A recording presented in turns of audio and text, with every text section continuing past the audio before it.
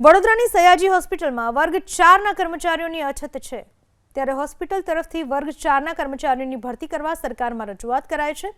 SSG હોસ્પિટલના સુપ્રિન્ટેન્ડન્ટનું માનીએ તો ગુજરાત અને મધ્યપ્રદેશમાં હાલ દર્દીઓ સારવાર માટે વડોદરા આવે છે। 24 અનુસ્નાતક અને 14 સુપર સ્પેશિયાલિસ્ટ વિભાગ છે। આ ઉપરાંત સ્ત્રી રોગ માટે અલગથી વિભાગો કાર્યરત છે। હજુ નવીનીકરણમાં 630 બેડની નવી હોસ્પિટલ બનશે। સોમવારે તો મંગળવારના 8000થી વધુ દર્દીઓ સારવાર અર્થે આવે છે।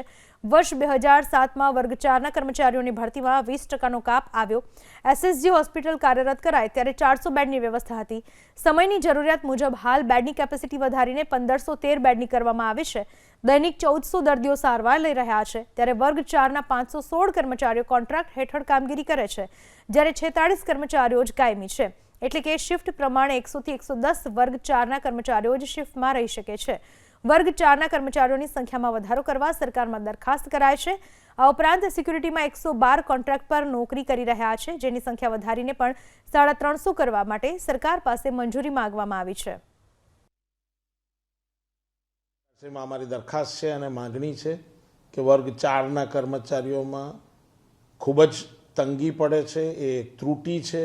ભૂતકાળમાં 2007માં જ્યારે નાણાકીય કાપ મૂકવામાં આવ્યો હતો ત્યારે આશરે 20% જેટલી અમારી વર્ગ 4ની બેઠકો, વર્ગ 4ની જગ્યાઓ રદ કરવામાં આવેલી।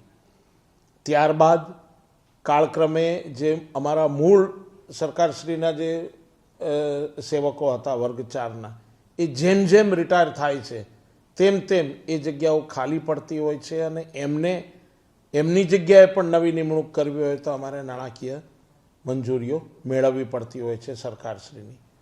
ઉપરાંત આ બધી જગ્યાઓના કન્ટિન્યુએશન વગેરે મામલાઓ વહીવટી મામલાઓ છે, જે અમે ધીરે ધીરે સરકાર સાથે પત્ર વ્યવહાર કરતા હોઈએ છીએ। મંજૂરી મળે તેમ અમે આગળ વધતા હોઈએ છીએ।